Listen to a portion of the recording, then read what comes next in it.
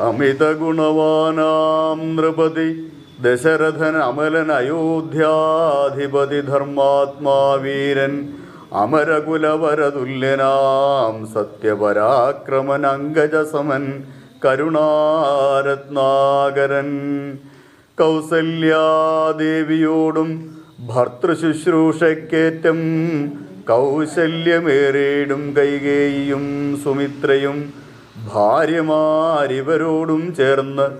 മന്ത്രികളുമായി കാര്യാകാര്യങ്ങൾ വിചാരിച്ചു ഭൂതലമെല്ലാം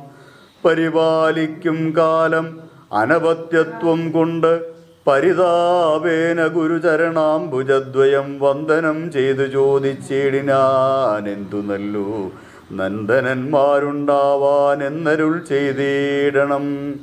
പുത്രന്മാരില്ലായകയാൽ എനിക്കു രാജ്യാദിസമ്പത്തു